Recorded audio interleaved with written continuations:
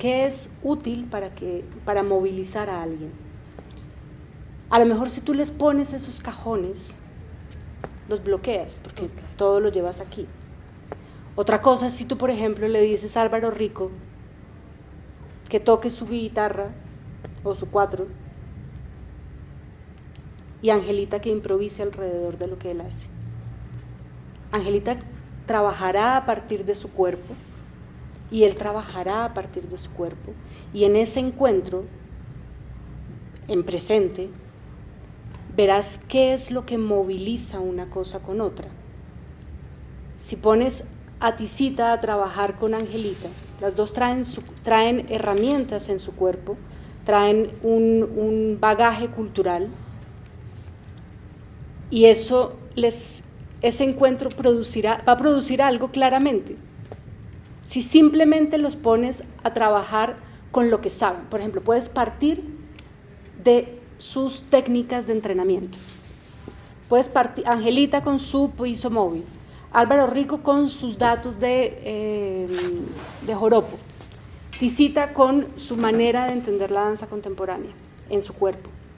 Todo eso lo pones en un lugar, y ese encuentro de cuerpos, sin que los pongas a codificar en cajones cada cosa, va a generar algo. ¿Cuál es el impulso? ¿Cuál es el motor del movimiento? ¿Qué pasa si el motor del movimiento es la música? Y les pones una música.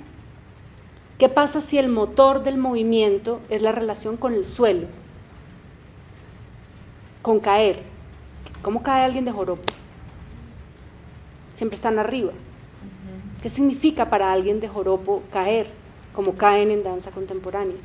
¿Cómo cruzas esos lenguajes? ¿Qué es lo que un lenguaje hace y otro lenguaje no hace?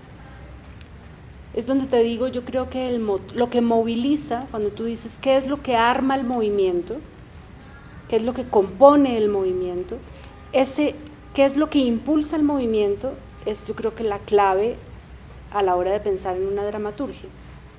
Y es ahí donde digo, hay veces que la clave está en la música, es la composición musical, y el bailarín está pensando en la música. Hay veces que lo que genera es el encuentro, una situación. Entonces, ¿qué pasa si los pones en funcionamiento a partir de una situación dramática? ¿Qué pasa si los pones en funcionamiento a partir de una técnica? ¿Qué pasa si los pones? Sí, es como ver, es más que pruebes distintos impulsos para generar el movimiento y ver qué pasa con esos impulsos.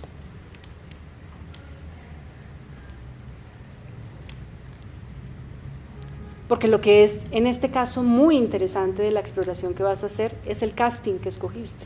Y ahí vuelvo al principio. Escogiste unas personas concretas, con unas características concretas, con unos territorios concretos, y los vas a mezclar en un mismo lugar. Entonces, ahí más interesante es ver qué pasa con el encuentro, qué decir usted va a crear desde porque si los fragmentas, los vas a poner en un mood intelectual que poco va a generar en el cuerpo. Entonces, más bien, ¿qué pasa si Álvaro Rico te cuenta cuál es su manera? O hablan ahí, ¿cuál es tu impulso para componer? O hagamos, a partir tócanos algo de música llanera y enséñanos 3 pasos. Ver qué pasa cuando Angelita o Tisita hacen unos pasos de joropo que no son bailarinas de joropo. ¿Qué pasa cuando tienen que atravesar su cuerpo por otra cosa? Ahí, o si pones en lo que hacen en Pasto, el territorio, la cosa indígena, a bailarines que nada tienen que ver con lo indígena. ¿O qué pasa si en piso móvil que hace Angelita lo pones en cuestión poniéndolo en otro territorio?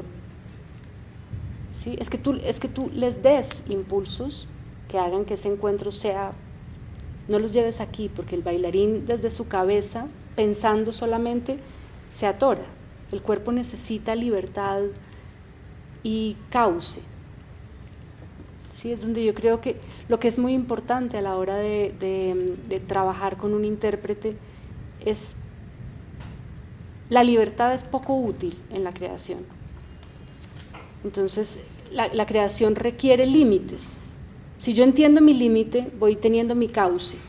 Si yo puedo hacer todo, se vuelve terrible.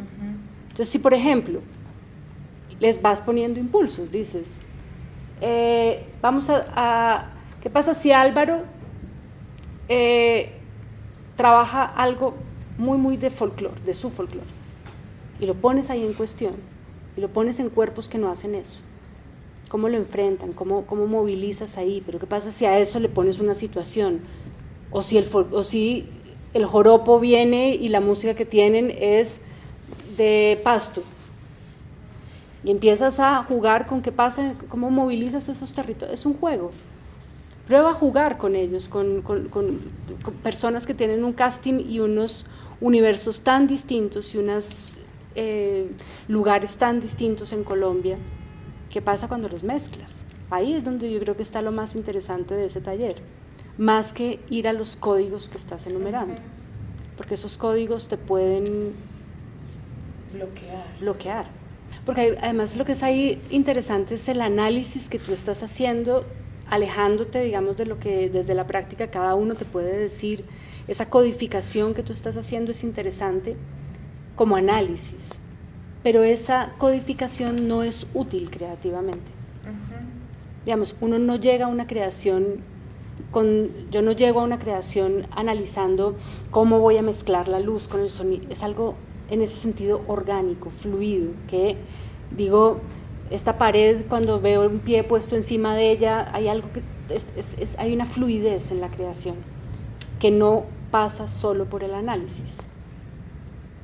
¿Sí? Entonces ahí lo que creo que es más interesante de todo es partir de la relación, del encuentro, del casting que has generado, personas tan distintas con búsquedas y pensamientos tan diferentes.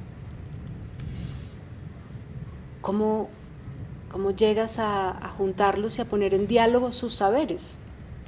Ese será un punto inicial que te dará un camino, una ruta que no sabemos muy bien.